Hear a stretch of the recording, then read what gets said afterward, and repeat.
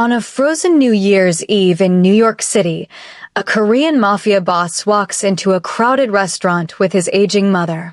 Across the room, a tired waitress balances plates and dreams she's too exhausted to chase.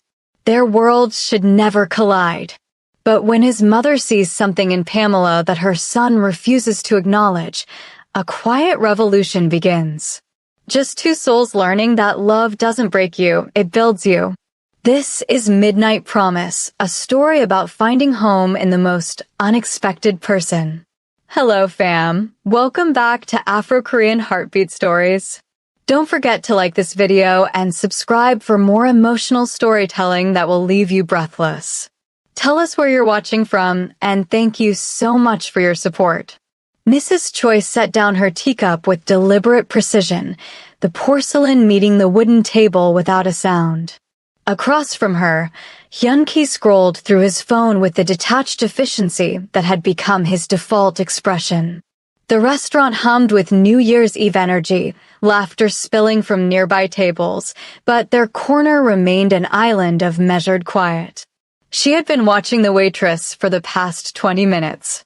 The young woman moved through the cramped aisles with a dancer's awareness, never bumping a chair, never rushing despite the obvious chaos in the kitchen.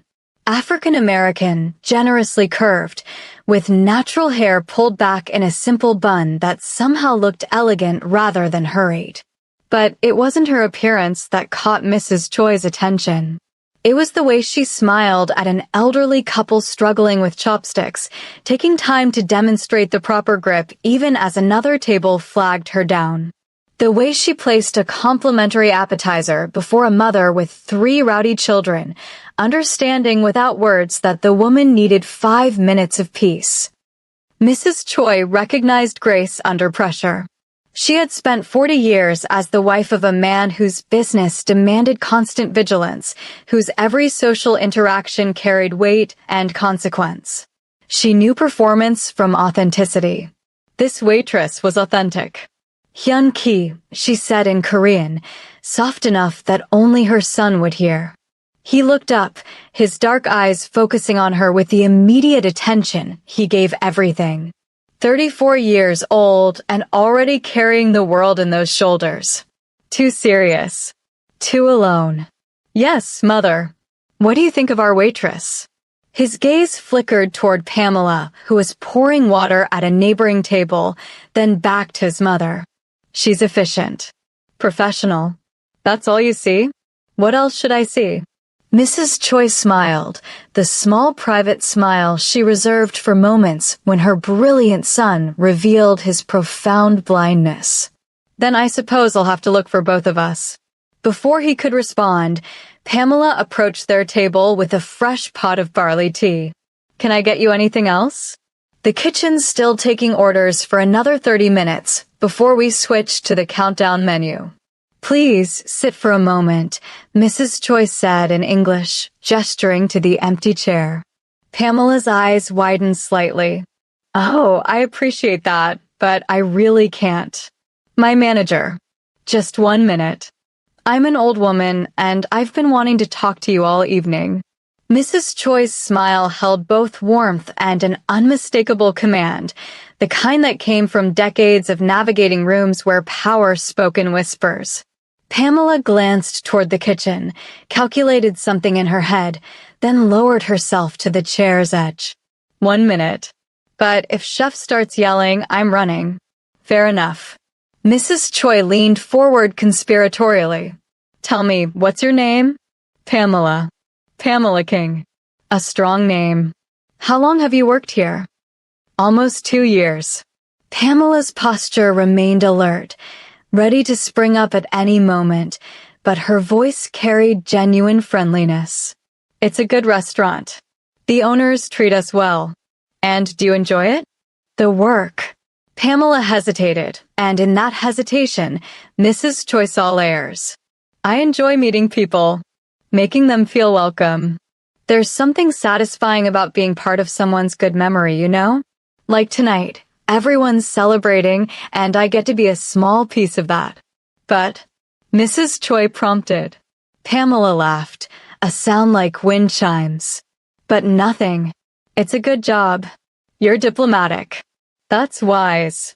Mrs. Choi poured tea into Pamela's empty cup, reversing the traditional roles. I've been coming here for 7 years, every New Year's Eve.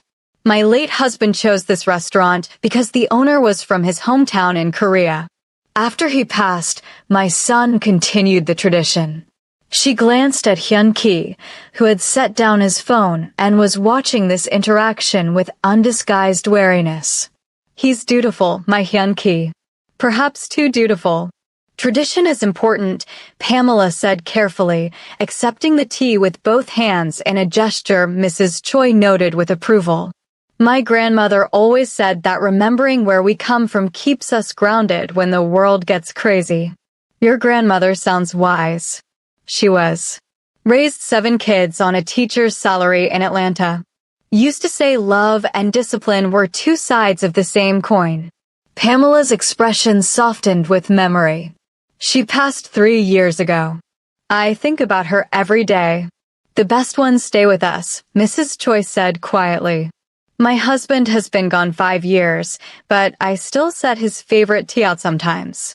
My son thinks I'm being sentimental. I don't think that's sentimental at all, Pamela said with sudden intensity. I think that's love. Love doesn't just stop because someone's gone. Mrs. Choi reached across the table and squeezed Pamela's hand. The gesture surprised all 3 of them. Hyun-ki's jaw tightened imperceptibly. A crash from the kitchen shattered the moment. Pamela jumped up. That's my cue. Thank you for the tea, Mrs. Choi. I hope you both have a beautiful new year. She disappeared into the kitchen chaos, leaving mother and son in loaded silence. Mother, Hyun-ki said carefully. What are you doing? Having a conversation. Am I not allowed to be friendly? You're never simply friendly. You're strategic. She laughed, delighted. Maybe your father taught me too well. But tell me truly, what did you think of her? Hyun-ki picked up his phone again, but his mother noticed he didn't actually look at the screen. She seems kind. Hardworking. She's genuine. In our world, that's rarer than diamonds. Mrs. Choi paused, choosing her next words carefully. When was the last time you had a real conversation with someone who didn't want something from you? Mother. When, Hyun-ki? He set the phone down with more force than necessary. What do you want me to say? That I noticed her? I noticed her. She has a nice smile. She treated you with respect. But she's also our waitress, and he stopped himself. You're what? Too important? Too busy? Too broken. That's not fair. Nothing about your life has been fair since your father put that burden on your shoulders. Mrs. Choi's voice gentled. I'm not asking you to marry the girl. I'm asking you to remember what it feels like to be human. To connect with someone without calculation. Your father's world nearly killed him with its coldness. I won't watch it kill you too. Hyun-ki looked at his mother with an expression that broke her heart, exhaustion wrapped in iron control. I don't have the luxury of being human. You know what I inherited. The families, the obligations, the enemies waiting for any sign of weakness. If I let my guard down for one moment, then let it down here. In this restaurant, on this night, you're not a boss. You're just my son. She gestured around the crowded room. Look at these people. They're laughing, arguing, celebrating. They're alive, Hyun-ki. When was the last time you felt alive? He didn't answer, but something shifted in his face. Pamela returned with their entrees, moving with controlled urgency. Okay, so the galbi is the best you'll ever have, and the japchae is my personal favorite, though don't tell Chef I have favorites or he'll think I'm not impartial about his cooking. She arranged the dishes with practiced efficiency. Can I get you anything else? Your recommendation for dessert, Mrs. Choi said promptly. What would you choose if you were celebrating? Pamela grinned. The honey pastries with black sesame ice cream. It's not traditional, but Chef's daughter suggested the combination, and it's honestly perfect. Sweet without being overwhelming, you know. We'll have two, Mrs. Choi said before Hyun-ki could speak. Coming right up. Pamela started to turn away, then paused. Mrs. Choi, thank you for earlier. For treating me like a person instead of just the help. You'd be surprised how rare that is. I raised my son better than that, Mrs. Choi said pointedly. Pamela's eyes met Hyun-ki's for the first time with real curiosity rather than professional courtesy. He held her gaze, and something unspoken passed between them. A question, perhaps. Or a recognition. Happy New Year, Pamela said softly, then vanished into the crowd. Hyun-ki watched her go, and his mother watched him watch her. What are you planning, Mother? He asked without looking away from where Pamela had disappeared. Nothing at all. But I think the universe might be planning something, and I've learned not to stand in the universe's way. The evening progressed with the inexorable momentum of all New Year's Eves, the restaurant growing louder and more celebratory as midnight approached. Pamela appeared and disappeared like a graceful ghost, always present when needed, never intrusive. Mrs. Choi observed her son tracking those appearances with increasing frequency. When Pamela brought their dessert, Mrs. Choi excused herself to the restroom with theatrical timing. Hyun-ki found himself alone with the waitress, who had somehow occupied his thoughts for the past 2 hours. Your mother is wonderful, Pamela said as she set down the plates. My grandmother had that same energy, you know? Like she could read your entire life story just by looking at you. It's a useful skill in her world, Hyun-ki said, then wondered why he'd phrased it that way. Her world? As opposed to yours? He hesitated, caught between truth and the careful lies he told everyone. We see things differently sometimes. Generational perspectives. Pamela nodded, but her expression suggested she heard what he didn't say. I get that. My mom thinks I'm wasting my potential waiting tables. She wanted me to finish college, get some corporate job, climb the ladder. She shrugged. But I like this. I like meeting people, being useful. There's dignity in service, you know. Yes, Hyun-ki said with unexpected fervor. Yes, there is. She studied him with open curiosity now, the professional mask slipping. You don't seem like the typical New Year's Eve crowd. Too quiet. Too watchful. Is that bad? It's interesting. Most people come here to forget themselves for a while, lose themselves in the noise. You look like you're trying to find something. The observation struck him with physical force. Maybe I am. Did you find it? Before he could answer, a group of drunk businessmen at a nearby table began shouting for service. Pamela's expression shifted instantly to professional concern. I'm sorry, I need to. Go. Of course. Hyun-ki watched her navigate toward the chaos with impressive calm, defusing the situation with a combination of firm boundaries and warm humor that left the drunk men sheepish and cooperative. Mrs. Choi returned to find her son staring at nothing, his dessert untouched. Interesting conversation, she asked innocently. Mother, please don't. Don't what? I haven't done anything. Yet. And you won't. She's a nice woman with her own life. I'm not going to disrupt that. Who said anything about disruption? I'm simply noting that you've smiled more in the past hour than you have in the past month. If that's disruption, perhaps you need more of it. The countdown began at 11:50, restaurant staff distributing noisemakers and champagne flutes. The energy shifted from celebratory to electric, everyone suddenly aware that they stood on the edge of transformation, however illusory. Pamela moved through the crowd distributing sparklers, her smile brilliant and genuine. When she reached their table, Mrs. Choi pulled her down into an impulsive hug. Thank you for making this evening special. For an old woman, these moments matter. Pamela returned the embrace with equal warmth. You're not old, you're elegant. There's a difference. I like you, Mrs. Choi declared.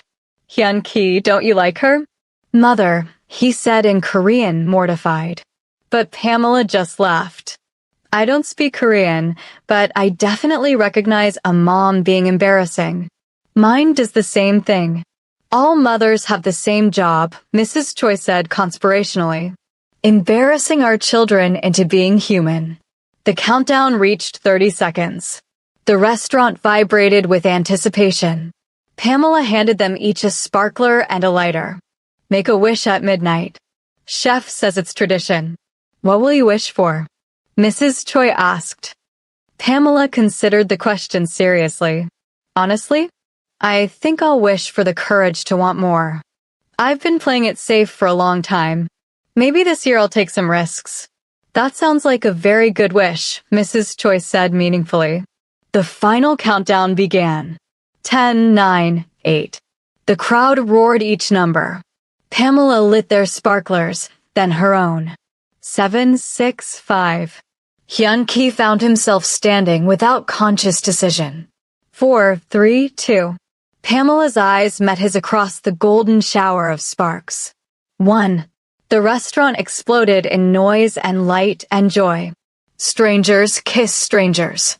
Friends embraced. Champagne corks popped like small celebrations. And in the center of controlled chaos, Hyun-ki and Pamela stood 2 feet apart, sparklers burning down to nothing, neither looking away. Happy New Year, she said, barely audible above the din. Happy New Year, he replied, and meant it with an intensity that frightened him. Mrs. Choi observed this tableau with profound satisfaction, though she was careful not to let it show. She had planted a seed. Whether it would grow depended on forces beyond her control. But she had learned long ago that the best gardeners knew when to water and when to simply wait. The moment broke when another waitress called for Pamela's help. She touched Mrs. Choi's shoulder in passing, a gesture of affection that made the older woman's heart squeeze. She didn't touch Hyun-ki, but the air between them felt charged, full of potential. They left the restaurant an hour later, Mrs. Choi leaning on her son's arm more than strictly necessary. The January cold bit through their coats, crystallizing their breath. Thank you for indulging me tonight, she said in Korean. I always do. Yes, but tonight was different. You were present. Engaged. I haven't seen that version of you since before your father died. Hyun-ki helped her into the waiting car, his bodyguard maintaining discreet distance. It was a nice evening. Will you go back? To the restaurant? I suppose so, next year. I meant sooner. Perhaps without your meddling mother. Mother. I'm old, Hyun-ki. I'm allowed to meddle. It's one of the few pleasures left to me. She settled into the leather seat with a satisfied sigh. That girl is special. Don't let your father's world make you too afraid to see it. The car pulled away from the curb, carrying them back toward the fortress of their real life, the world of obligations and dangers that Hyun-ki navigated with exhausting vigilance. But as they drove through streets still drunk on New Year's hope, he found himself thinking about a waitress who moved through chaos with grace, who talked about her grandmother with reverence, who saw dignity in service, who had looked at him like he was just a person instead of a position. His phone buzzed. Business. Always business. But for once, he let it go to voicemail. Inside the restaurant, Pamela collapsed against the kitchen wall at 2 a.m, her feet screaming, her smile muscles aching from overuse. The other servers moved around her with similar exhaustion, counting tips, comparing stories from the night's chaos. You okay? Asked Maya, her workwife of 2 years. I'm good. Great tips tonight. I saw you talking to that seriously hot Korean guy and his mom. What was that about? Pamela shrugged, though her pulse quickened at the memory. Just being friendly. They were nice. Girl, he was watching you all night. Couldn't take his eyes off you. He was probably just bored. Rich people get bored easily. Rich and fine, Maya corrected. Did you get his number? Maya, he was here with his mother. On New Year's Eve. That's not a man looking to pick up waitresses. Maybe not. But he was definitely looking at you like you were more than just his waitress. Maya poked her shoulder. When was the last time you let someone see you? Actually see you, not just appreciate the service. Pamela didn't answer because the question hit too close to something she'd been avoiding. When had she become invisible? When had she decided that her own story was less important than making cameos in everyone else's? My New Year's wish, she said suddenly. I wished for the courage to want more. Then maybe the universe is listening, Maya said. And maybe that seriously hot Korean guy was the universe's way of saying it's time. They finished closing the restaurant at 3 a.m. Pamela walked to the subway through streets littered with the debris of celebration, confetti, and broken champagne flutes catching streetlight like scattered diamonds. The city felt different in these hours, simultaneously exhausted and expectant, the space between ending and beginning. At home in her small studio apartment, she kicked off her shoes and sank onto her thrift store couch. Her phone showed messages from her mother, her best friend, her cousin, all wishing her Happy New Year, all asking what her resolutions were. She didn't know how to explain that her resolution was simply to stop hiding, to stop making herself smaller to fit into other people's comfort zones, to believe that she deserved to take up space in her own life. Her grandmother's voice echoed in memory. Baby girl, don't you ever apologize for being a whole person. The world's gonna try to make you shrink down, fit into some neat little box. But you're not made for boxes. You're made for wide open spaces. Pamela pulled out the journal her best friend had given her for Christmas, opened to a fresh page. At the top, she wrote, Things I want. The pen hovered. When was the last time she'd asked herself that question honestly? She began writing. Small things at first. A new mattress because hers made her back hurt. Time to actually cook real meals instead of restaurant leftovers. Then bigger things. To finish her degree. To stop dating men who treated her like an option instead of a priority. To open her own cafe someday, the kind of place where people felt welcome regardless of their bank account. At the bottom of the page, almost without thinking, she wrote, To feel seen. Her phone buzzed. Maya had texted, Girl, I looked him up. Your hot Korean guy? He's not just rich. He's rich. Like, owns half the commercial real estate in Koreatown rich. Also, possibly connected to some shady business? Internet's being vague, but there are rumors. Pamela's stomach dropped. Of course, he wasn't just a normal guy taking his mom to dinner. Of course there was a catch.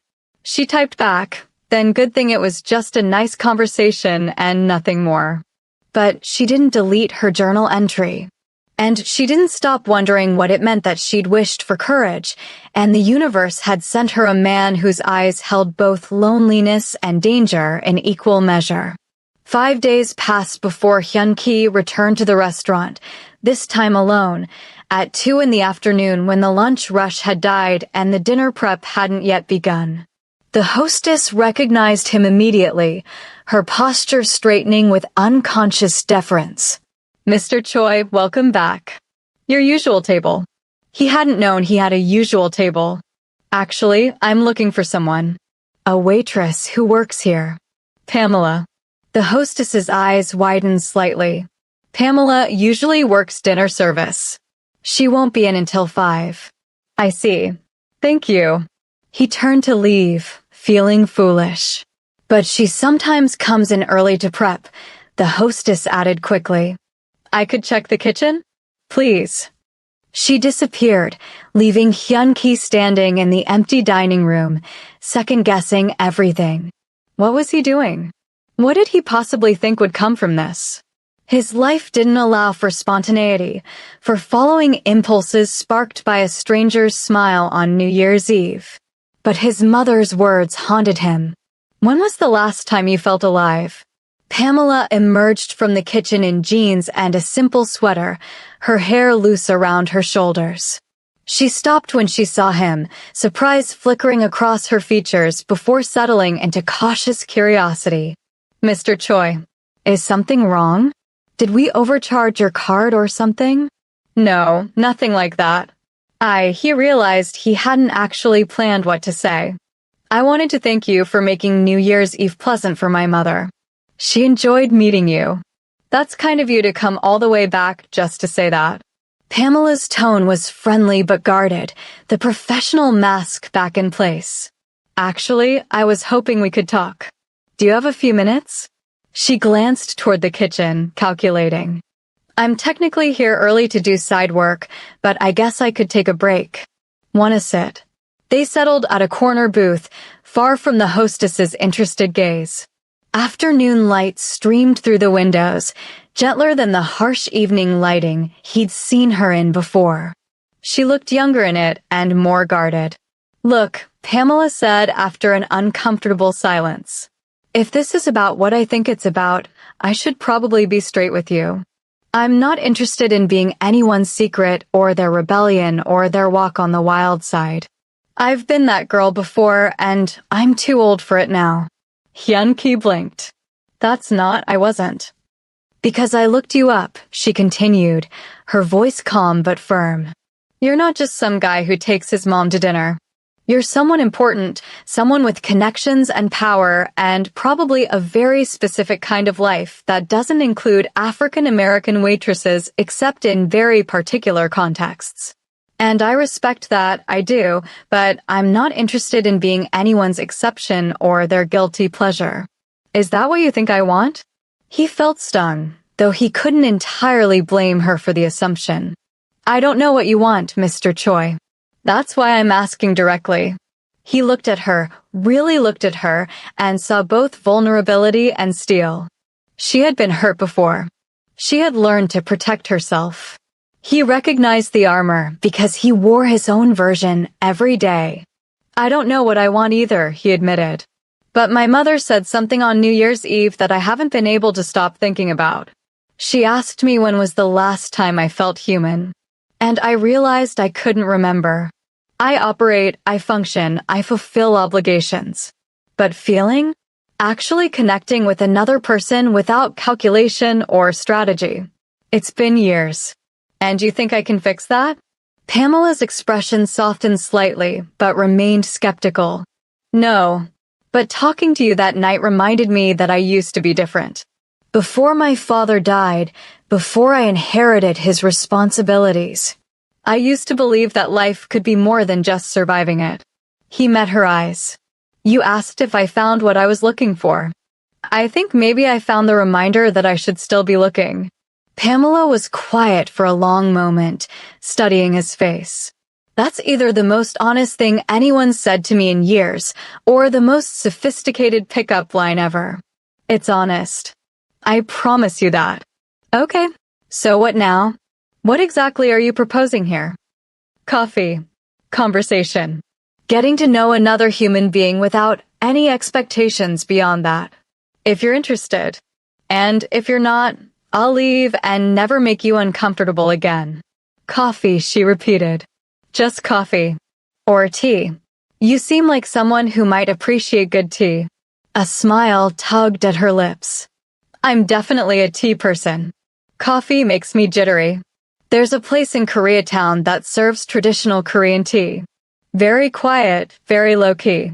No one would bother us there. Because you own it, she guessed. Because I'm friends with the owner's grandmother, who treats me like a wayward nephew and would protect our privacy fiercely. Pamela laughed, the sound bright and unexpected. You know what? Fine. Tea. But I'm setting some ground rules first. I'm listening. 1. We're just two people getting to know each other. No power dynamics, no savior complexes, no pretty woman fantasies.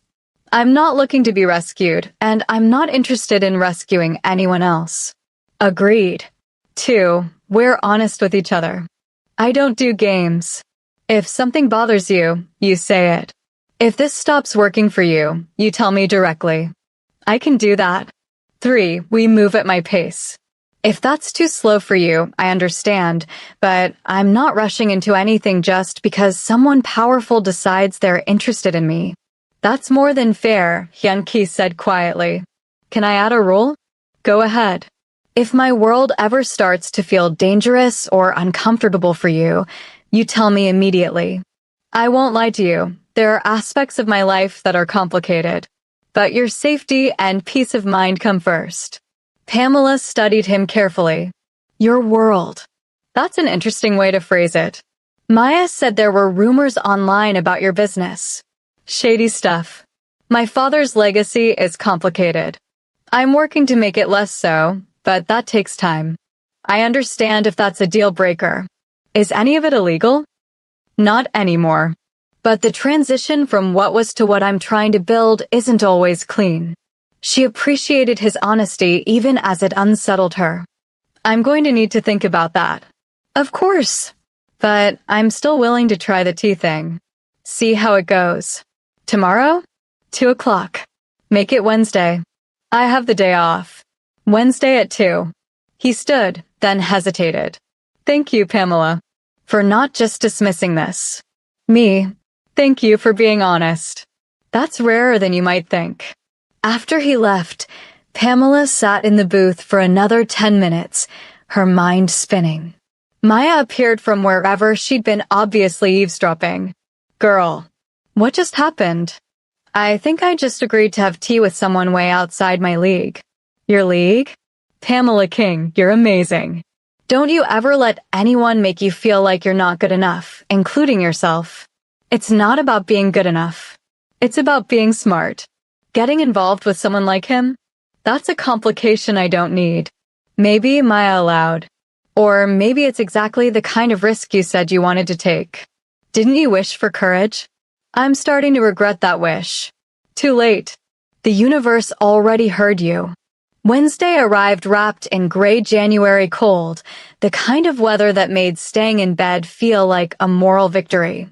Pamela changed her outfit 3 times before settling on jeans, ankle boots, and a wine-colored sweater that her best friend always said made her skin glow. Not trying too hard, but not hiding either. The tea house occupied a narrow building between a Korean grocery and a karaoke bar. Inside, everything was wood and warm lighting, traditional Korean lattice screens creating intimate spaces within the larger room. An elderly woman greeted Hyun-ki with such obvious affection that Pamela relaxed incrementally. This is Pamela, he said in Korean, then switched to English. Pamela, this is Mrs. Song. Her grandmother owned this building since 1975. Welcome, Mrs. Song said warmly. Any friend of Hyun-ki is precious to us. Please sit. I'll bring the afternoon set. She led them to a private alcove overlooking a tiny garden somehow thriving despite the season. Once they were alone, Pamela exhaled. This is beautiful. It's one of the few places I can actually relax, Hyun-ki admitted. Mrs. Song doesn't care about my position or my father's reputation. She just cares that I appreciate good tea and that I'm polite to my elders. Smart woman. Mrs. Song returned with a tray bearing a delicate tea set and small plates of traditional sweets. She poured for them with practiced grace, the steam rising between them like a veil. So, Pamela said after Mrs. Song had departed, where do we start? The beginning? Tell me something true about yourself that you don't usually share. She sipped her tea, considering. Okay, true thing. I have a degree in art history that I've never used. I got it because I loved learning about how people create meaning and beauty even in the hardest times. But after graduation, I couldn't find work that paid enough to cover my student loans, so I started waitressing as a temporary thing. That was 5 years ago. Do you regret it? The degree? No. I regret being practical. I regret not fighting harder for what I loved. She met his eyes. Your turn. Something true. Hyun-ki set down his teacup carefully. I'm terrified every single day that I'm going to fail. That I'll make the wrong decision and people will get hurt. My father ran his empire through fear and absolute control.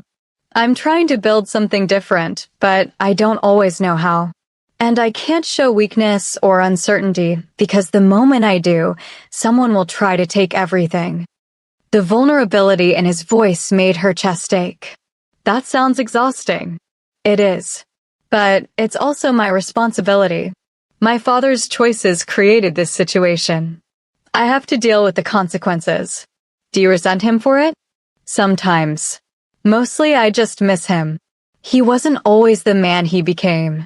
When I was young, he used to take me to the park and tell me stories about growing up in Korea, about coming to America with nothing but determination. Somewhere along the way, survival became more important than living. I don't want to make the same mistake. They talked for 3 hours, the afternoon fading into evening without either noticing. They talked about family and loss and dreams deferred, about the weight of expectations and the courage required to disappoint people, about being seen and being invisible, and how sometimes being invisible felt safer.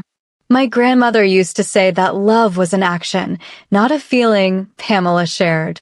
She said feelings come and go, but choosing to show up for someone, choosing to see them fully even when it's hard, that's real love. I didn't understand what she meant until she got sick.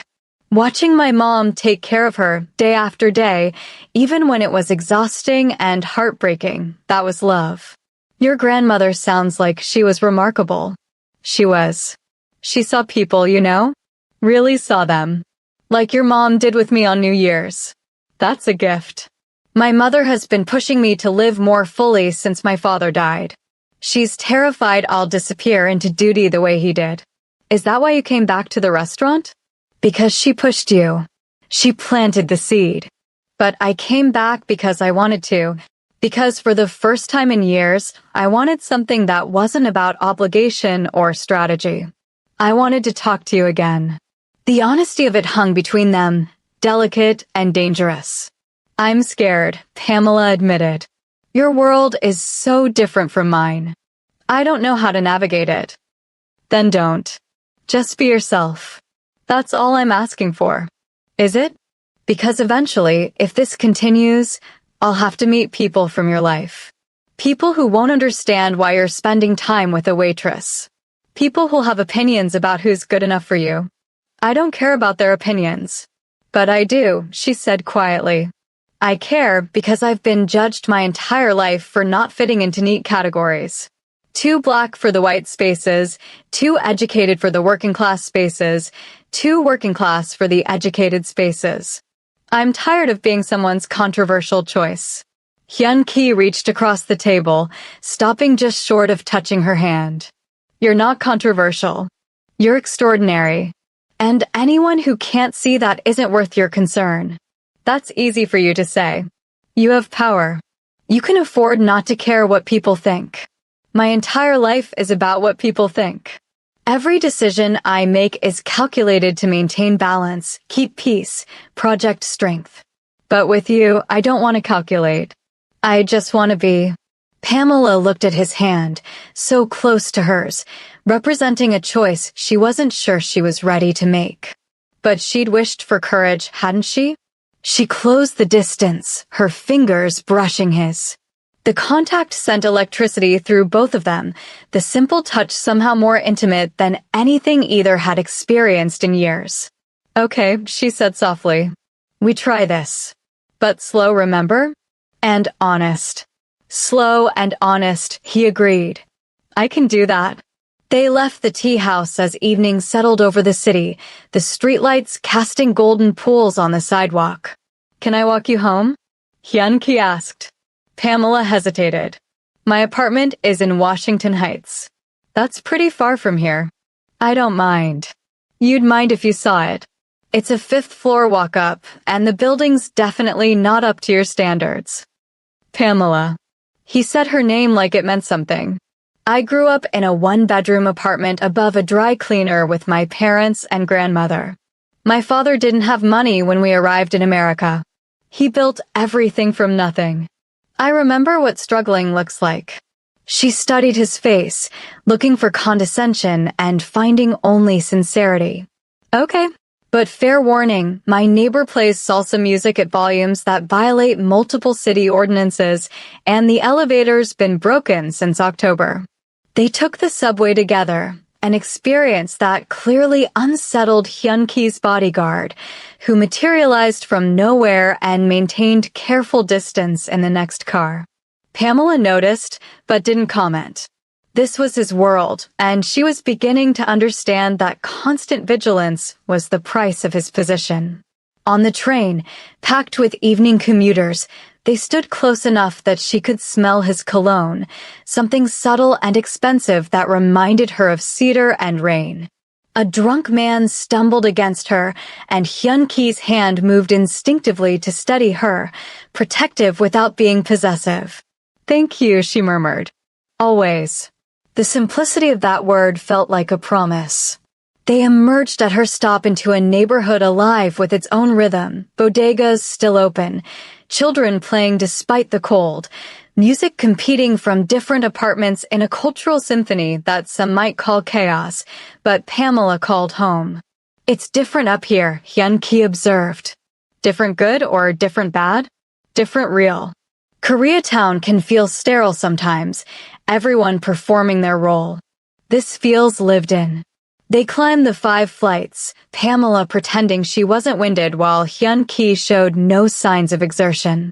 His bodyguard remained in the lobby, a compromise that had been negotiated with hand signals Pamela pretended not to understand. Outside her door, she turned to face him, suddenly nervous. "This is me. Can I see you again? You just spent 3 hours with me. And I'd like to spend 3 more. And 3 after that." He smiled, a real smile that transformed his serious face into something younger, more vulnerable. "I'm not good at this. At dating or whatever this is. I don't have a manual for it. Neither do I. My last relationship ended because he said I was too independent, too unwilling to need him. Apparently, being self-sufficient is threatening to some men's egos. Then he was an idiot. Your independence is part of what makes you remarkable. You barely know me. Then let me know you better. Dinner on Friday? Somewhere public, casual. Your choice of restaurant." Pamela bit her lip, fighting the urge to protect herself by saying no. "There's a Caribbean place in Brooklyn I love. Very low-key. Would that be okay?" "It sounds perfect. It's really casual, Hyun-Ki.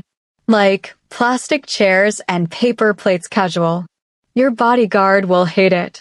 My bodyguard can deal with it." He paused, then added, "Can I ask you something?" "Sure. Why did you say yes?" "To tea, to seeing me again. You're clearly ambivalent about this, about me. It would be easier to walk away." She considered lying, offering something simple and safe. But they'd promised honesty. "Because when you looked at me on New Year's Eve, I felt like I mattered. Not as a waitress or a pleasant face or someone's temporary interest. Just as myself. And I haven't felt that in a long time. Maybe ever." He moved closer, not touching but near enough that she could feel his warmth in the cold hallway. "You do matter. I hope I can keep making you feel that way." "I hope so too." After he left, Pamela leaned against her door, her heart racing like she'd run a marathon instead of just shared tea and conversation.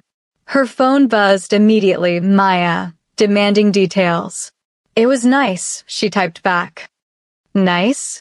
Girl, you spend 3 hours with a gorgeous, rich man who looks at you like you hung the moon, and all you give me is nice." Pamela smiled despite herself. "Fine. It was really nice. He's thoughtful and honest and kind of lonely. And he makes me want to believe in possibilities. That's more like it." "When are you seeing him again?" "Friday. Caribbean place in Brooklyn." "Ooh, taking him to Marva's? That's serious. You only take people you like to Marva's." "It's a test.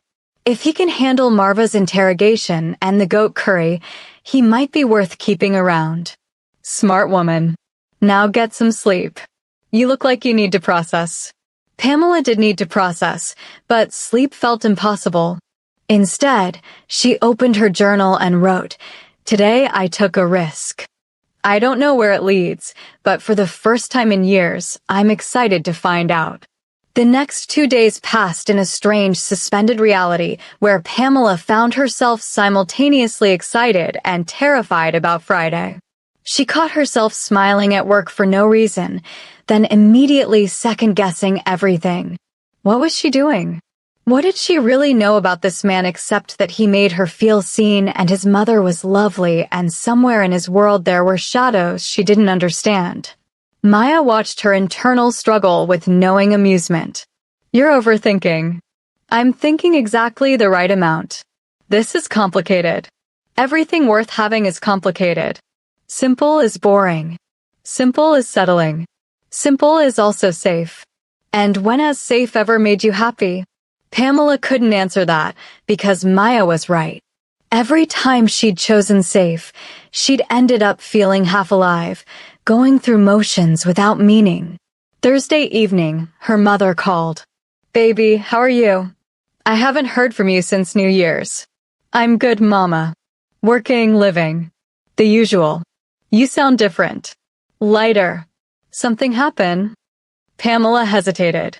Her mother was protective, skeptical of anything that seemed too good to be true. But she also respected honesty. I met someone. It's very new, very tentative. But I like him.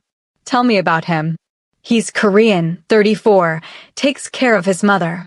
Respectful, thoughtful. We're taking things slow. What does he do? He runs his family's business. Real estate, mostly. Her mother's silence spoke volumes. Real estate in New York means money. What's his family think about him dating a black woman? I haven't met them yet. Just his mother, who is very kind to me. Baby, I'm not trying to rain on your parade. But you know how these things go. Rich families have expectations. They want daughters-in-law who look a certain way, come from certain backgrounds. I don't want you getting hurt. I know, Mama. I'm being careful. But not too careful, I hope. Your grandmother always said you had to risk your heart to find out what it was capable of. Just promise me you'll protect yourself while you're risking it. I promise. After they hung up, Pamela sat with her mother's concern, understanding it came from love and experience. Her mother had raised her alone after her father left when Pamela was 6. She'd watched her daughter navigate a world that often seemed determined to make her feel like she was too much or not enough. Of course, she was protective. But Pamela was also 32, and she'd spent enough years being careful. Maybe it was time to be brave instead. Friday arrived cold and clear, the kind of January day where everything felt sharp-edged and possible. Pamela dressed in layers, jeans, boots, a fitted turtleneck, and a vintage leather jacket she'd found at a thrift store in college. Casual, but put together. She wore her hair natural, the curls framing her face in a way that had taken years to fully embrace. Hyun-ki had offered to pick her up, but she'd insisted on meeting him there. She needed the train ride to center herself, to remember who she was outside the bubble of their conversations. Marva's occupied a corner in Bed-Stuy that gentrification hadn't quite reached yet, a holdout of authentic Caribbean cooking in a neighborhood increasingly invaded by coffee shops with minimalist aesthetics. The restaurant had been there for 30 years, Marva herself holding court behind the counter, judging customers with the same exacting standards she applied to her curry goat. Pamela arrived first and immediately spotted Marva's raised eyebrow. You brought a man here, Marva announced, not asked. I'm meeting someone, yes. Someone special? Maybe. I don't know yet. Well, he better have good manners and an appreciation for proper food. I don't serve my cooking to people who want mild seasoning or boneless everything. This is serious cuisine. I know, Marva. That's why I brought him here. A test then. Smart girl. Your grandmother raised you right. When Hyun-ki arrived 5 minutes later, looking somewhat out of place in his tailored coat and expensive shoes, Marva's examination was immediate and thorough.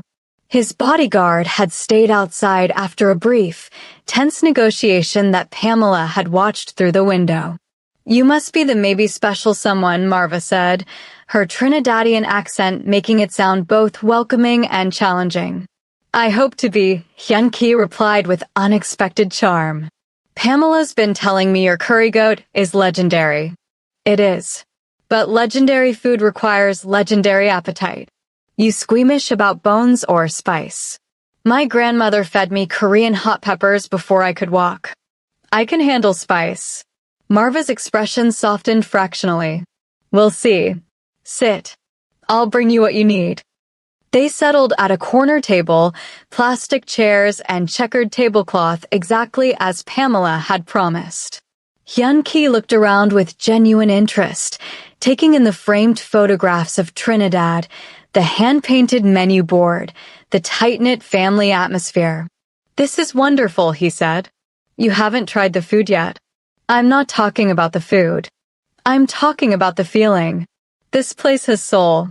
You can't manufacture that. Pamela relaxed incrementally. Marva's been here since before I moved to New York. I found this place my first week in the city when I was lonely and overwhelmed and missing home. She took one look at me and brought me a plate of food without me even ordering. Said I looked like I needed feeding. I've been coming back ever since. So this is a meaningful place for you. This is a place where I'm seen. Like your tea house. We all need those spaces, I think. Marva returned with plates piled high, curry goat, rice and peas, fried plantains, and vegetables in a spicy coconut sauce. The portions were generous to the point of absurdity. Eat, she commanded. And if you waste my food, don't come back. Hyun-ki ate with genuine appreciation, navigating the bones without complaint, savoring the complex spices. Pamela watched him, looking for signs of performance and finding only honest enjoyment. This is incredible, he said after several bites. The spice builds. My grandmother would love this. Your grandmother likes Caribbean food? My grandmother likes all food. She says eating is how you understand a culture. She'd spend hours in our tiny kitchen trying to recreate dishes she'd tasted in different neighborhoods. Korean food was home, but she wanted to know her neighbors too. She sounds wonderful. Is she still alive? His expression clouded. She passed when I was 17. Cancer. It was fast and brutal, and it broke something in my father. He became harder after that, more focused on legacy and power. I think he was terrified of being forgotten, of her being forgotten. I'm sorry. Losing grandmothers is losing anchors. That's exactly what it felt like. She was the one who reminded us that success meant nothing without kindness. After she died, my father forgot that lesson. They ate in comfortable silence for a while, the restaurant filling up around them with the early dinner crowd. Families, couples, groups of friends, all comfortable in this space, all trusting Marva to feed them well. Can I ask you something personal? Pamela ventured. Anything. Your father's business. The transition you mentioned. What exactly are you transitioning from? Hyun-ki set down his fork, clearly choosing his words carefully. My father came to America with nothing. He worked legitimate jobs, restaurants, construction, dry cleaning. But he also did other work. Protection services for Korean businesses, loan facilitation for immigrants who couldn't access traditional banks, mediation for community disputes. Some of it was necessary because the system failed our community. Some of it crossed legal lines. Crossed into what? Extortion, sometimes. Loan sharking. Gambling operations. Nothing violent. My father drew hard lines around violence. But profitable and illegal nonetheless. He met her eyes. When he died, I inherited an empire built partially on fear. I've spent 5 years dismantling the illegal operations, transitioning to legitimate real estate development, creating legal loan programs for immigrant businesses. But you can't just flip a switch on that kind of power structure. There are people who depended on the old ways, who resent the changes. It's been complicated. Dangerous. Sometimes. Less now than before, but yes, sometimes. Pamela absorbed this, appreciating his honesty even as it complicated her feelings. Thank you for telling me the truth. I promised honesty. But I understand if this changes things for you. It does, she admitted. But not necessarily in the way you might think. My uncle spent 10 years in prison for selling drugs. He wasn't a bad man. He was a desperate man in a system designed to punish poverty. I understand that sometimes survival means making complicated choices. Your uncle, is he out now? He died in prison. Diabetes that didn't get treated properly. My aunt never recovered from losing him. She paused, old grief surfacing. The world isn't as simple as good people and bad people. It's mostly just people trying to survive with the tools they have. That's more grace than I deserve. Maybe, but I'm not going into this blind. If we continue, I need to know what I'm walking into. Are there still threats? Still people who might come after you? Some. I have security for a reason. But I've been careful to keep my personal life separate. The people I care about aren't targets because no one knows they matter to me. So if this continues, I'd need to stay secret? Not forever. But initially, yes. Once I'm certain the remaining opposition has been neutralized, once the transition is complete, then I'd want the world to know. But right now, advertising vulnerabilities would be dangerous. Pamela sat back, processing. I need to think about this. About what I'm willing to risk. I understand. Take whatever time you need. Marva appeared with plates of coconut cake, setting them down with her usual authority. Dessert. On the house, because you both look too serious. Life's too short for serious faces while eating my cooking. After she left, Pamela smiled despite the heavy conversation. She's not wrong. No, she's not. Hyun-ki picked up his fork, then set it down again. Pamela, I don't want to be another complication in your life. If this is too much, if my world is too messy. Everything worth having is messy, she interrupted, remembering Maya's words. The question is whether it's the right kind of mess. Whether it's mess that builds something or mess that just destroys. I want to build something. With you. If you're willing. She looked at this man who'd walked into a restaurant and somehow seen past the uniform and the smile to the person underneath. Who talked about his fear and his loss with raw honesty. Who ate Caribbean food in a plastic chair without complaint and looked at her like she was the most interesting person in the world. I'm willing to try, she said finally. But we need more boundaries.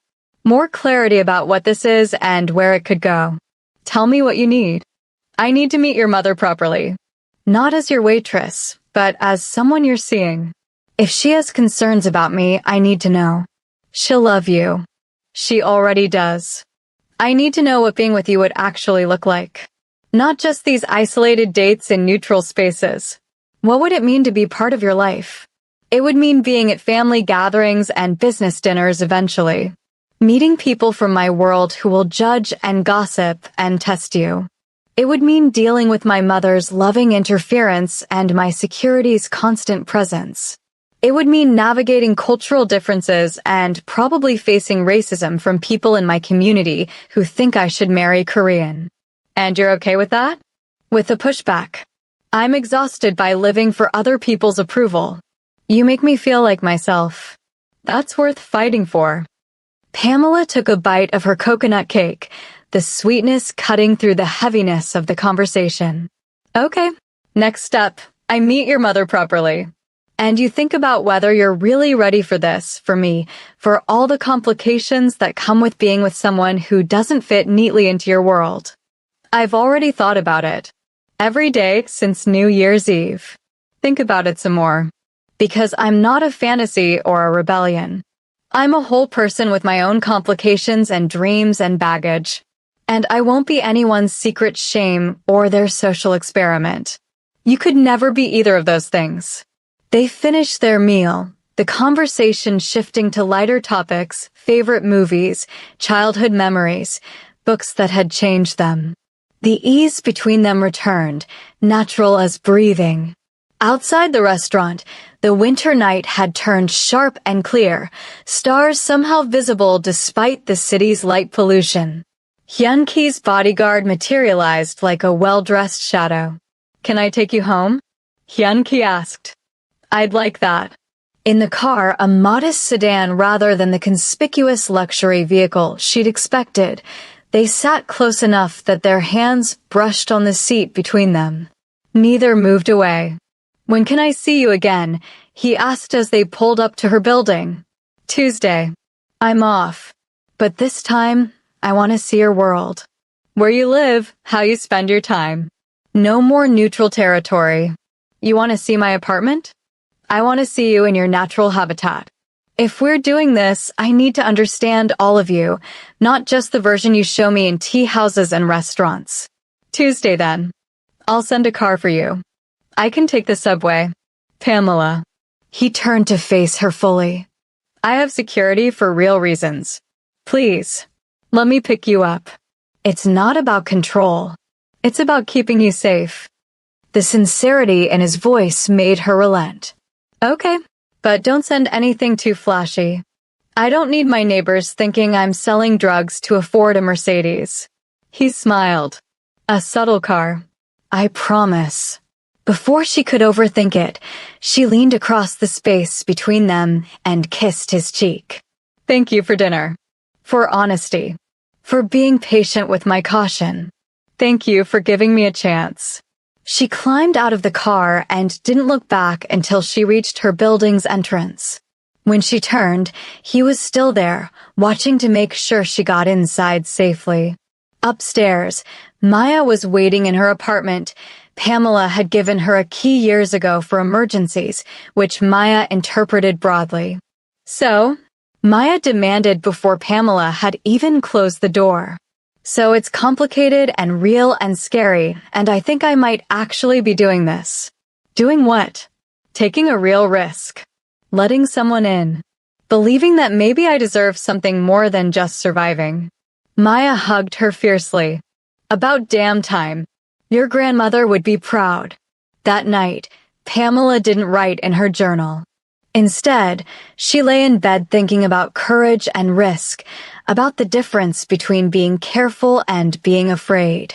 Somewhere across the city, in a world she barely understood, Hyun-ki was probably thinking similar thoughts.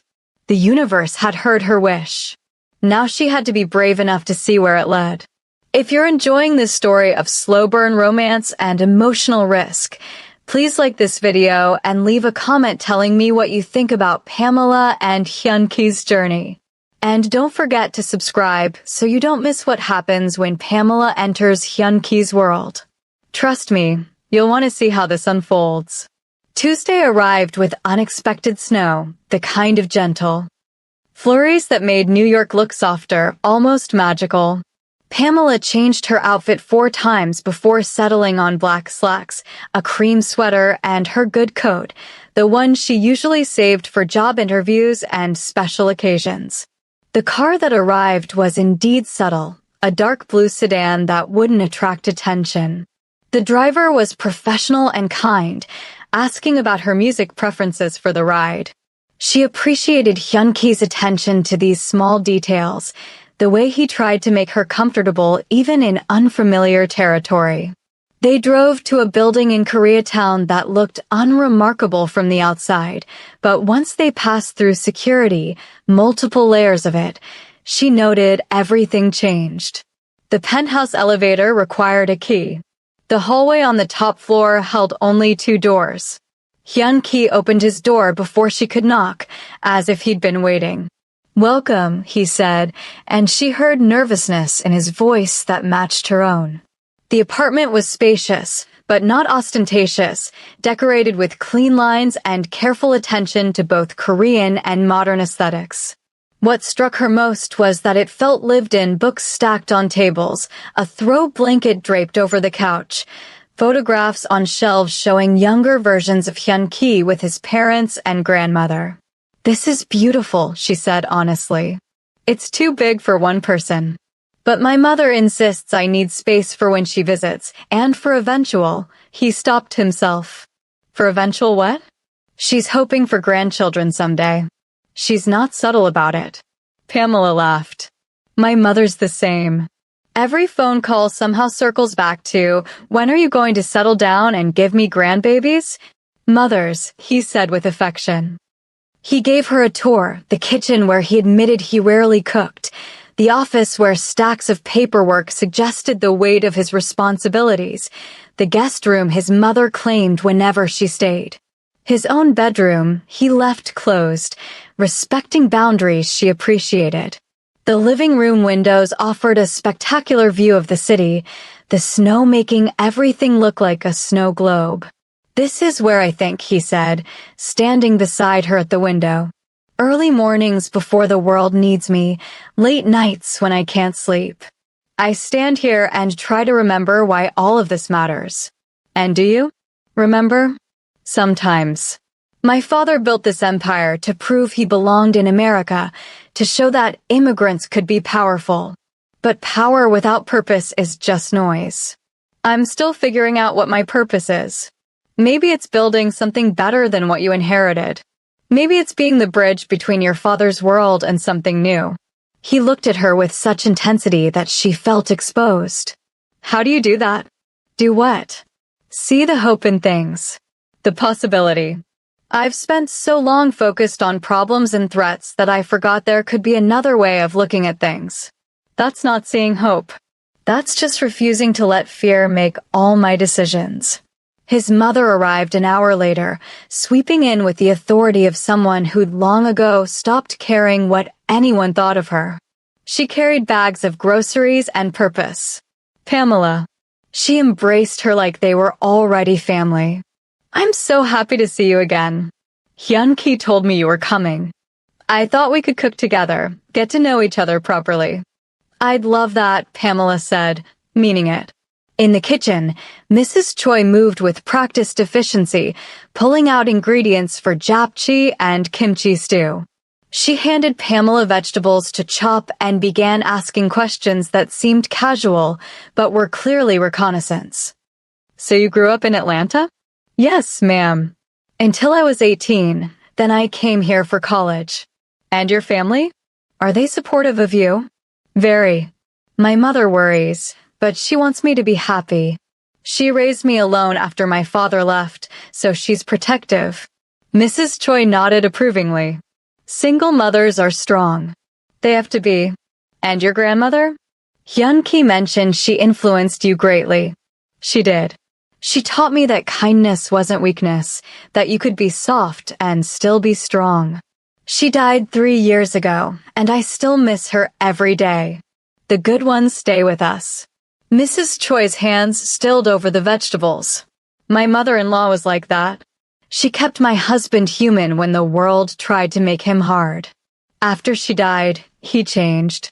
I couldn't stop it, couldn't bring back the man I married. I won't let that happen to my son. The raw honesty of the statement hung in the kitchen. Is that why you're here? Pamela asked gently.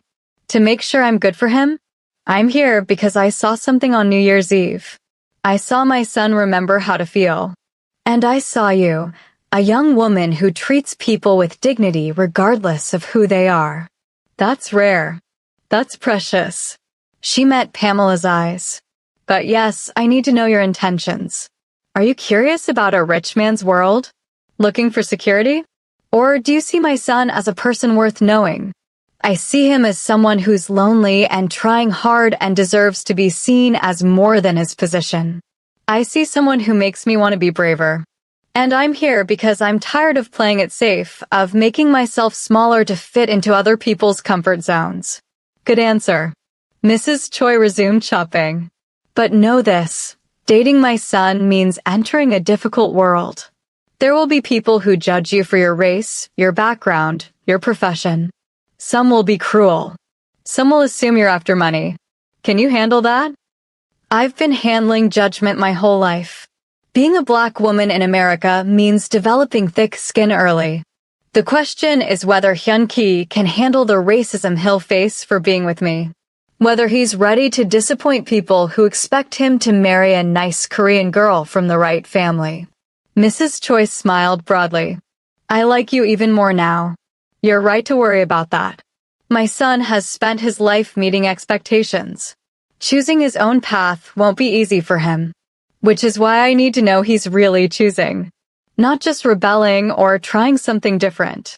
I won't be anyone's experiment. You won't be. I know my son. When he commits completely.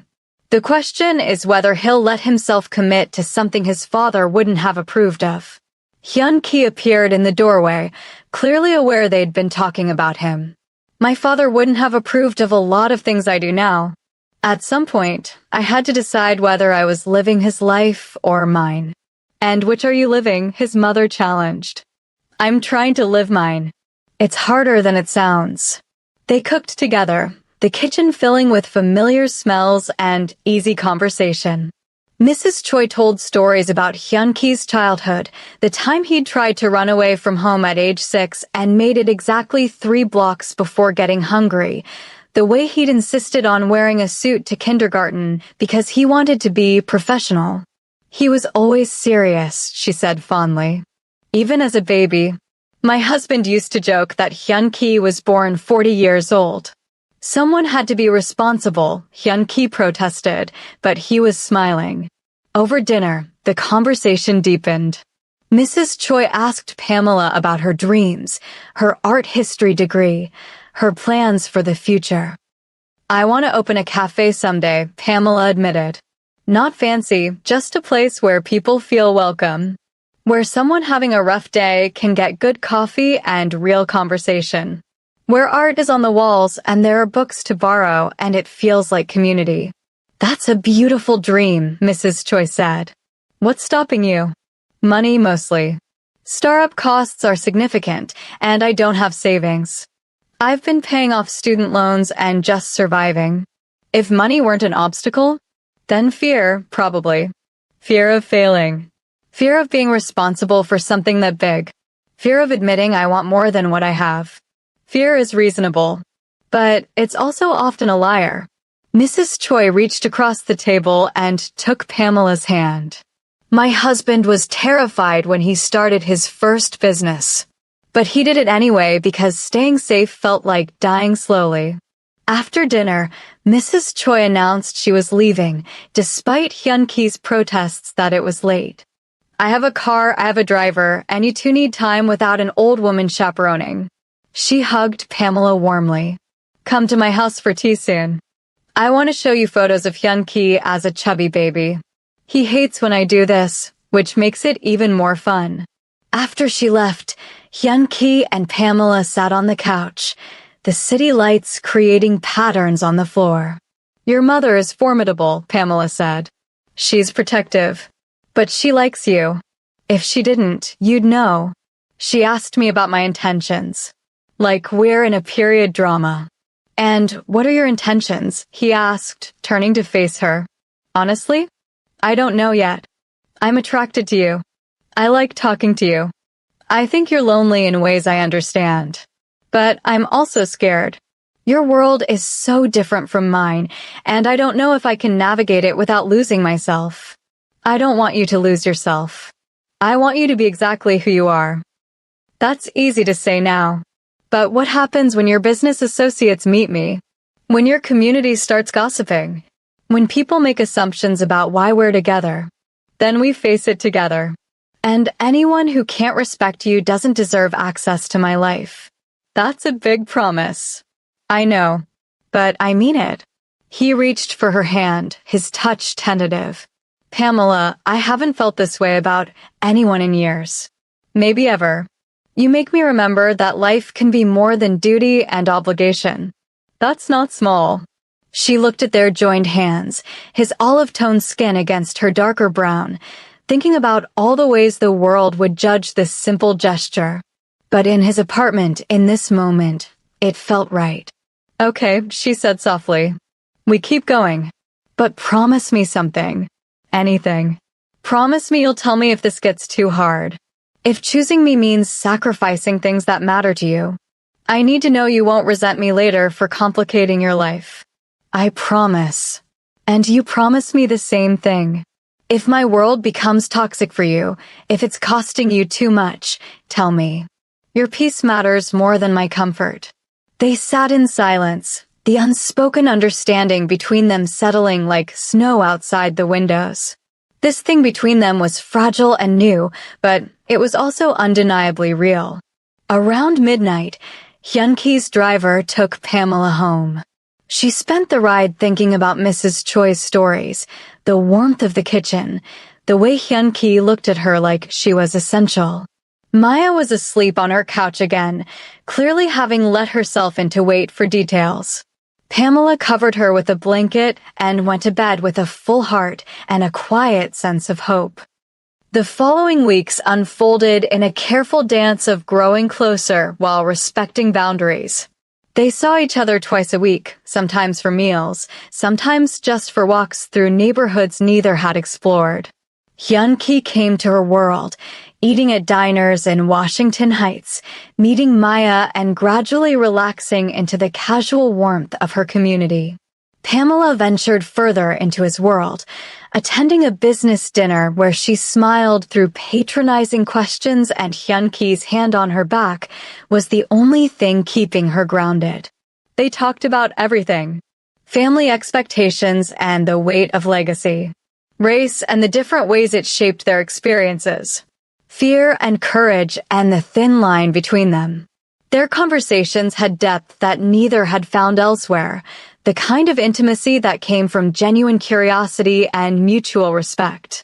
But they also navigated challenges. The first time someone made a racist comment about Pamela within Hyunki's hearing, his response was so coldly furious that the person literally backed away. Pamela appreciated his defense, but worried about the rage she saw simmering beneath his controlled surface. "You can't fight everyone who disrespects me," she told him afterward. "I can try, but I need you to trust that I can handle it. I've been dealing with racism my whole life. Your anger on my behalf is sweet, but it can't become my problem to manage." He'd taken that feedback seriously, learning to let her handle situations unless she asked for support. It was a small thing, but it mattered. The difference between being protected and being patronized. They had their first real argument 6 weeks in over something seemingly trivial. Pamela had mentioned wanting to visit her mother in Atlanta, and Hyunki immediately offered to pay for her flight. "I can pay for my own ticket," she'd said, more sharply than intended. "I know you can. I was just trying to help." "I don't need that kind of help. I'm not a charity case. That's not what I meant. I have resources, and I care about you. Wanting to make your life easier isn't about thinking you can't handle it yourself. But it is, though. It's assuming I need your money to solve my problems.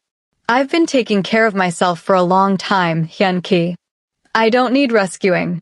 They'd parted angry that night, both feeling misunderstood. But the next morning, Hyunki called before Pamela had even finished her coffee. "I'm sorry," he said without preamble. "You were right. I was trying to fix something that wasn't broken. Your independence isn't a problem to solve, it's part of who you are. I should have just listened when you said you were excited about visiting your mom, not immediately tried to throw money at it." Pamela exhaled, her own anger dissipating. "I'm sorry too. I got defensive when you were just being generous. I have issues around money and power dynamics. My ex used to offer to pay for things and then hold it over my head later, like I owed him something. It made me reactive. That's important for me to know. I don't ever want you to feel indebted to me. If I offer something, it's because I want to, with no strings. But I'll also respect when you say no. And I'll try to assume good intentions instead of preparing for the worst." The argument, and more importantly, the repair, deepened their connection. They learned how to fight productively, how to name hurt without weaponizing it, how to come back together stronger than before. By late February, Pamela realized she was falling in love. It terrified her. She was folding laundry in her apartment when the recognition hit. She loved his quiet intensity, the way he listened like her words mattered, how he remembered small details she'd mentioned weeks ago. She loved his relationship with his mother, the respect he showed service workers, the way he was genuinely trying to be better than his father's legacy. She loved that he made her want to dream bigger, take more risks, believe she deserved extraordinary things. But love also meant vulnerability, and vulnerability meant potential devastation. Maya found her staring into space, a half-folded shirt in her hands. "You okay?" "I think I'm in love with him." "Girl, we've known that for weeks. You're just now catching up." "This is terrifying. What if it doesn't work? What if his world is too much? What if I'm not enough? What if the sun explodes tomorrow?" "You can't live your life preparing for every possible disaster." Maya sat beside her. "You told me you wanted courage to want more." "Well, this is what more looks like. Scary and uncertain and absolutely worth it." "When did you get so wise?" "I've always been wise. You just finally need the wisdom I've been offering for free all these years." That evening, Pamela called her mother. "Mama, I need to talk to you about Hyun-ki." "The man you've been seeing for 2 months and have barely told me about?" "Yes, let's talk. I'm falling in love with him. Maybe already have fallen. And it scares me because his world is so complicated and different from mine, and I don't know if I'm making a huge mistake or the best decision of my life." Her mother was quiet for a long moment. "Baby, do you remember what I told you when you were deciding whether to move to New York? You said that staying safe meant staying small, that I'd never know what I was capable of if I didn't take risks. And was I right?" "Yes. New York was hard, but it made me who I am." Love is the same way. It's a risk. It might break your heart. But playing it safe means never experiencing what you're capable of feeling, of being, of building with another person. Her mother paused. "Your grandmother loved your grandfather with her whole heart. When he died, I asked her if she regretted it, loving someone so much that losing them nearly destroyed her. You know what she said?" "What?" "She said she'd choose that love 1,000 times over, because those years of being fully alive with him were worth a lifetime of grief." That's what real love is, baby. It's choosing to be fully alive even when it's terrifying. After they hung up, Pamela sat with her mother's words, feeling something shift inside her. She'd been so focused on protecting herself from pain that she'd forgotten joy required vulnerability too. She texted Hyun-ki, "Can you come over tonight?" He arrived an hour later, concern in his eyes. "Is everything okay? I need to tell you something, and I need you to just listen." They sat on her worn couch, and she took his hand. "I'm falling in love with you. Maybe I already have. And it scares me because I've spent so long protecting myself, keeping people at arm's length, never letting anyone get close enough to really hurt me. But you make me want to be brave. You make me believe that maybe I deserve extraordinary things." She paused, gathering courage. "So I'm telling you this not because I need you to say it back, but because honesty is what we promised each other. And honestly, I'm terrified and hopeful and more alive than I've felt in years."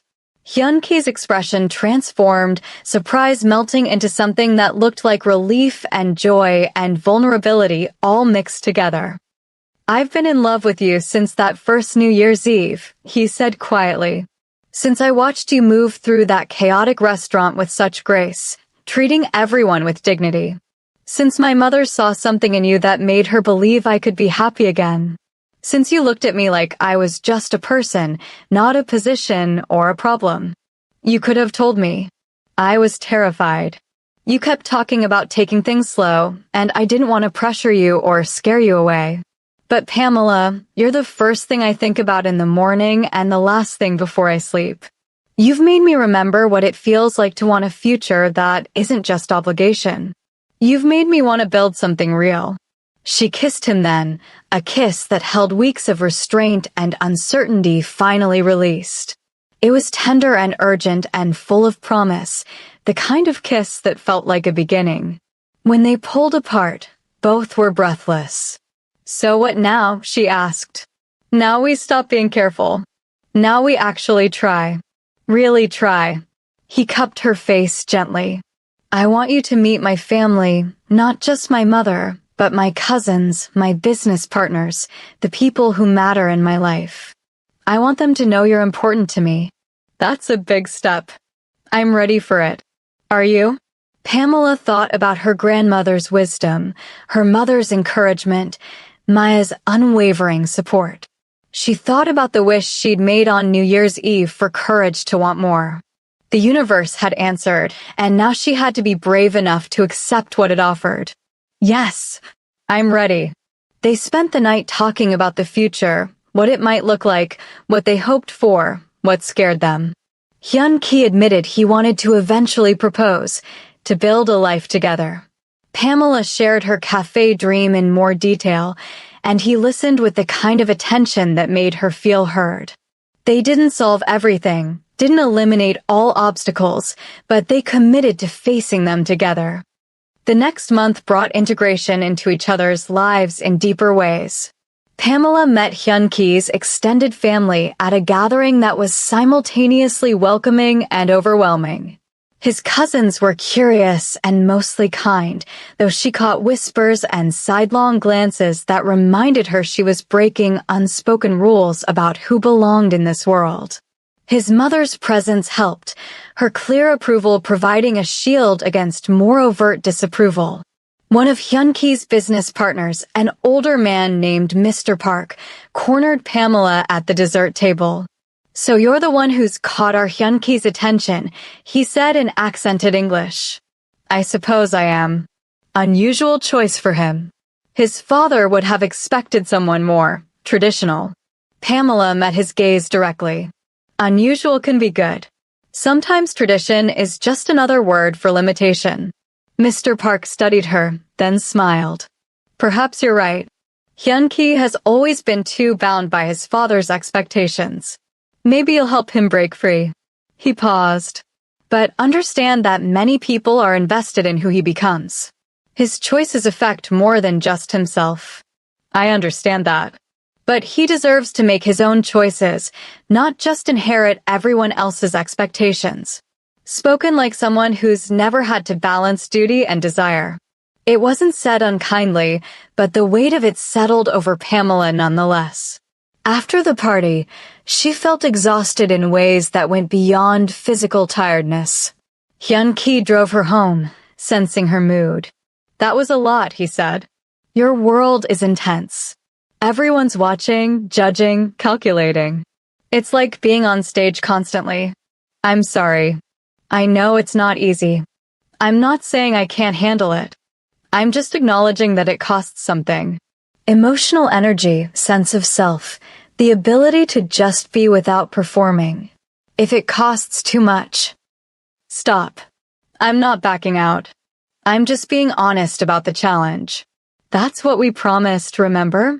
Honesty about the hard parts. He pulled over, turning to face her fully. You're right. And I need to be honest too. Being with you publicly, making our relationship known, it's already caused friction. Some of my business partners think I'm being foolish, risking my credibility for romance.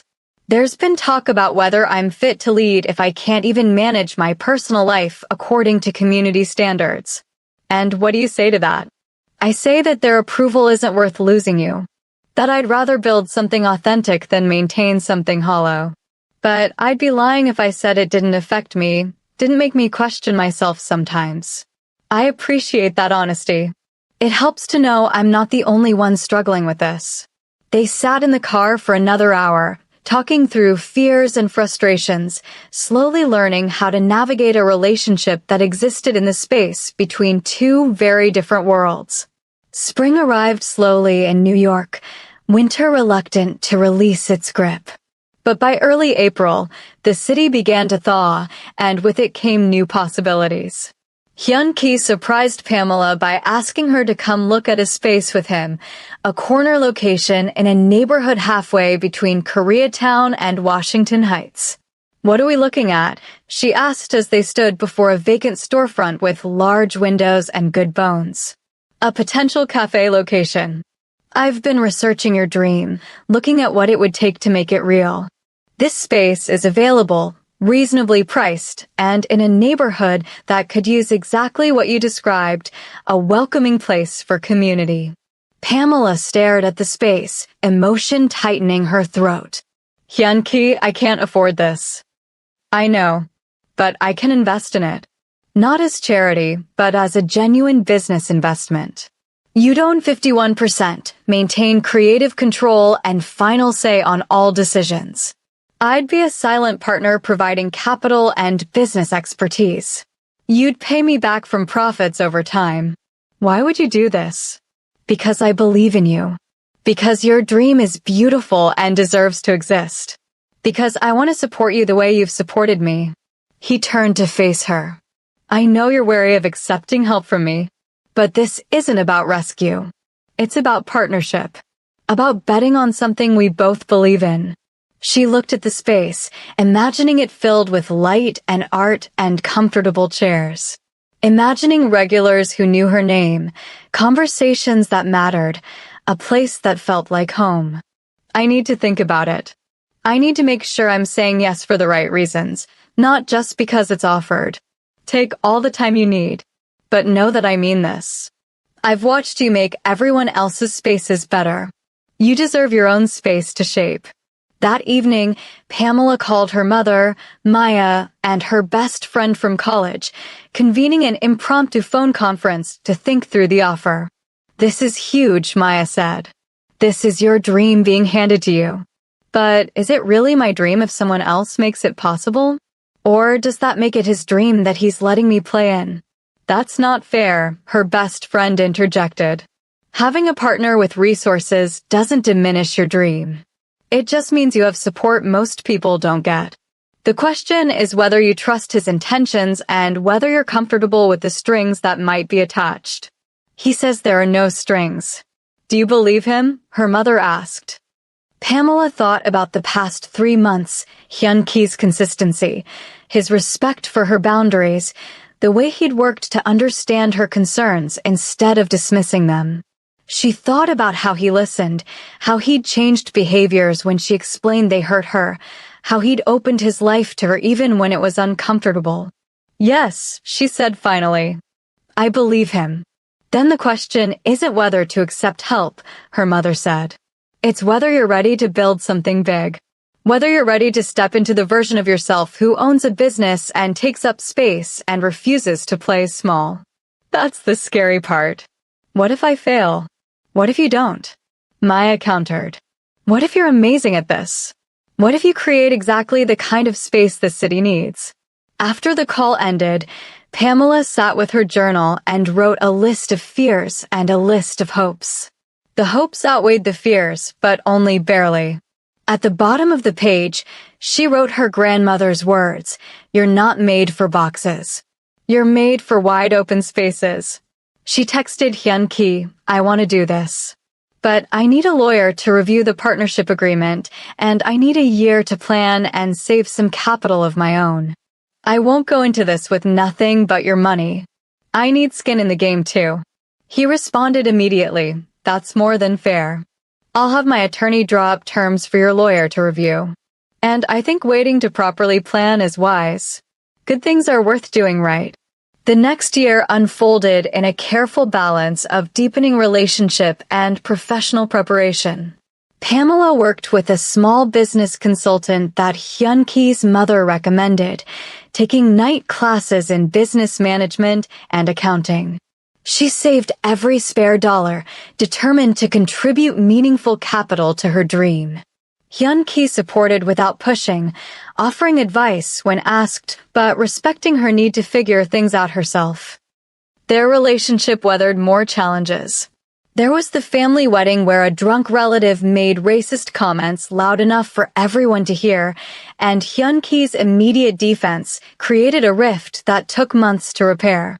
There was the moment when Pamela's jealousy flared when she saw Hyun-ki with a Korean woman who was exactly what his community expected, beautiful and accomplished and from the right family.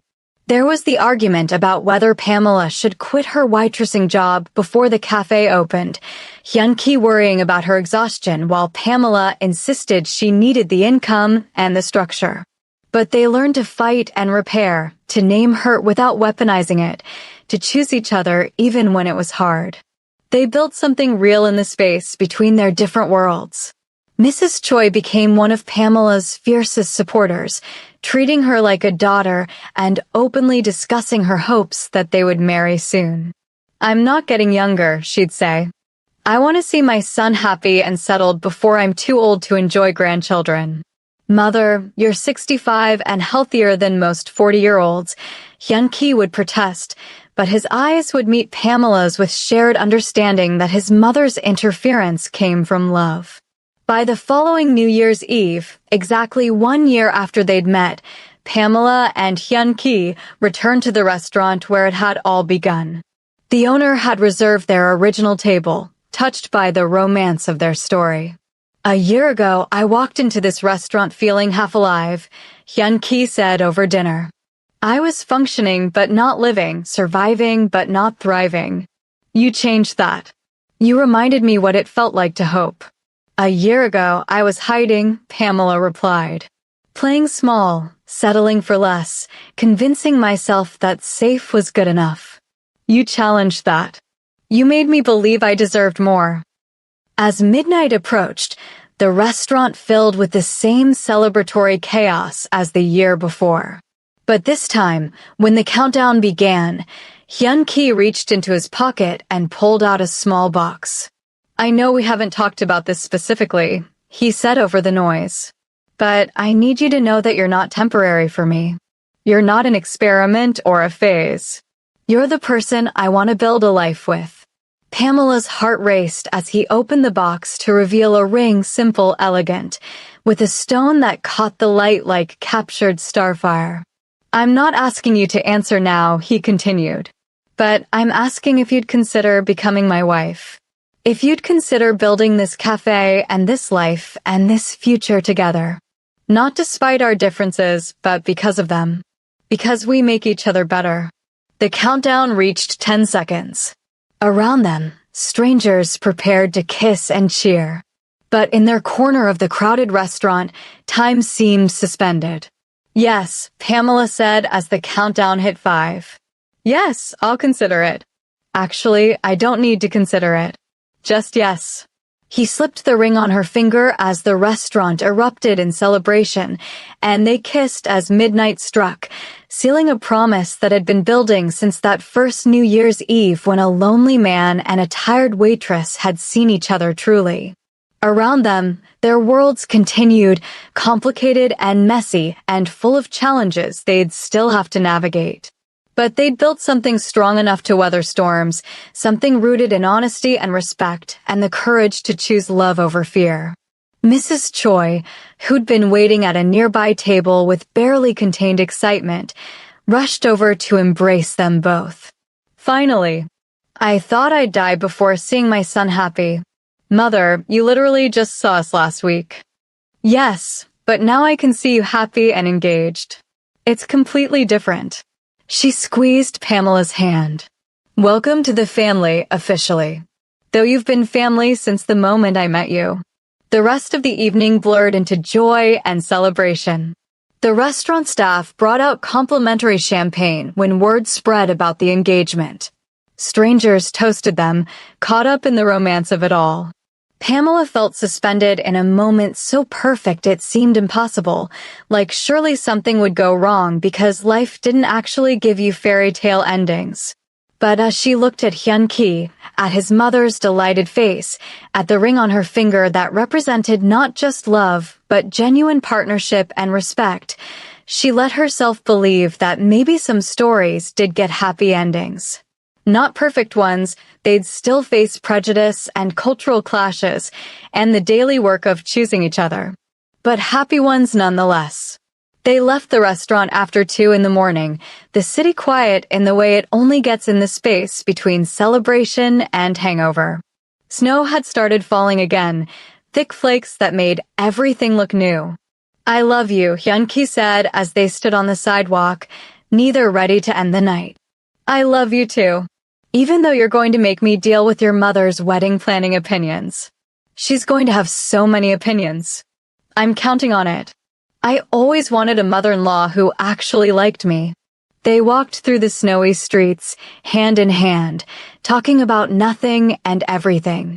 About wedding plans and cafe opening dates and the future they'd build together. About fear and courage and the space between them where love lived. 6 months later, the cafe opened its doors. Pamela had named it Wide Open Spaces, a tribute to her grandmother's wisdom. The walls displayed rotating art from local artists. Hyun-ki had insisted on supporting emerging talent. The coffee was excellent, the atmosphere welcoming, and within weeks, it had become exactly what Pamela had envisioned, a community hub where people felt safe to be themselves. Maya worked there part-time, managing social media and events. Mrs. Choi visited 3 times a week, always bringing Korean pastries to share and offering unsolicited, but usually helpful business advice. Hyun-ki came by most mornings before heading to his office, sitting in the corner with his laptop, watching Pamela move through her space with the same grace she'd shown in the restaurant where they'd met. The wedding took place in the fall, a blend of Korean and African-American traditions that confused some guests, but delighted others. Pamela's mother walked her down the aisle, and Mrs. Choi performed the piebeak ceremony with such joy that everyone ended up in tears. The reception featured both kimchi and collard greens, both traditional Korean music and R&B, both cultures honored and celebrated. There were still challenges. Some of Hyun-ki's business associates never fully accepted Pamela. Some of her extended family worried she'd changed, sold out, forgotten where she came from. There were moments of doubt, moments when the weight of navigating between worlds felt crushing. But there were more moments of joy, of lying in bed on Sunday mornings, planning their future, of Pamela teaching Hyun-ki to make her grandmother's cornbread while he taught her his grandmother's kimchi recipe. Of building something that honored both their histories while creating something entirely new. 2 years after opening, Wide Open Spaces had become a neighborhood institution. Pamela had expanded to offer evening events, poetry readings, art shows, community organizing meetings. She'd hired 3 more employees, all people who needed second chances the way she once had. The cafe wasn't just profitable, it was meaningful. One quiet Tuesday afternoon, Mrs. Choi stopped by with news that made Pamela's hands shake. "I'm pregnant," Pamela said, the words still feeling unreal. "Just 8 weeks. We weren't really trying yet, but..." Mrs. Choi's shriek of joy could probably be heard in New Jersey. "A grandchild. Finally. I'm going to be a grandmother. You can't tell Hyun-ki. I want to tell him myself tonight. My lips are sealed. But I'm also going to start knitting immediately." She paused, her expression softening. "Your grandmother would be so proud of you. Building this life, taking these risks, becoming the woman you were always meant to be." Pamela felt tears prick her eyes. "I wish she could meet her great-grandchild. She'll know them through you." That's how love works. It echoes forward through generations. That evening, Pamela told Hyun-ki over dinner in their apartment, the same apartment where she'd first told him she was falling in love. His reaction was everything she'd hoped for, shock melting into wonder, pulling her into an embrace so tight she could barely breathe, whispering promises about the life they'd build for this child who wasn't even born yet. "They're going to be so loved," he said, his hand on her still flat stomach. So loved and so seen and so free to become whoever they want to be. "We're going to mess up sometimes. Being parents is terrifying. We'll mess up together. And we'll figure it out together. Just like everything else." On New Year's Eve, 3 years after that first meeting, they returned once more to the restaurant. This time, Pamela was 6 months pregnant, her belly a gentle curve that Hyun-ki couldn't stop touching. They sat at their table, The table where love began, the owner now called it and reflected on how far they'd come. 3 years ago, I was terrified, Pamela said. I didn't know if I could handle your world, if I was brave enough to want more. And now? Now I know that courage isn't about not being afraid. It's about choosing love despite the fear. It's about building something real in the space between different worlds. It's about believing you deserve extraordinary things and then doing the work to create them. You've taught me that, Hyun-ki said quietly. You've taught me that I don't have to choose between duty and happiness. That I can honor my father's memory while building a different kind of legacy. That love doesn't make you weak, it makes you brave enough to be human. As midnight approached, they stood together at the window, watching the city prepare for another year of possibility. The baby moved inside Pamela, a flutter of life that felt like promise. Happy New Year, Hyun-ki whispered as the countdown began. Happy New Year, Pamela replied, her hand in his, her other hand on her belly, surrounded by love that had been built slowly, carefully, courageously. The restaurant erupted in celebration around them, but in their corner, they simply held each other, grateful for every risk they'd taken, every fear they'd faced, every moment they'd chosen love over safety. Outside, the city glittered with hope and possibility, full of other stories waiting to begin. But this story, their story, had found its happy ending in the middle, in the choosing to keep showing up, keep being honest, keep building something beautiful in this space between different worlds. Love, it turned out, wasn't about finding someone perfect. It was about finding someone real and choosing them every day. It was about courage and compromise and the daily work of seeing another person fully. It was about building bridges instead of walls, about expanding instead of diminishing, about believing that different worlds could meet and create something entirely new. And as Pamela stood in the restaurant where she'd once been just a waitress, now a wife and mother-to-be and business owner who'd learned to take up space in her own life, she understood what her grandmother had meant all along. Love was action. Courage was choice. And she'd chosen well. The midnight kiss tasted like promise and possibility, like 3 years of learning to be brave, like a future full of challenges they'd face together. Around them, strangers celebrated and cheered, but all Pamela heard was Hyun-ki's whispered words against her ear. Thank you for seeing me. Thank you for choosing me. Thank you for teaching me how to live. Thank you for the same, she whispered back. Thank you for everything.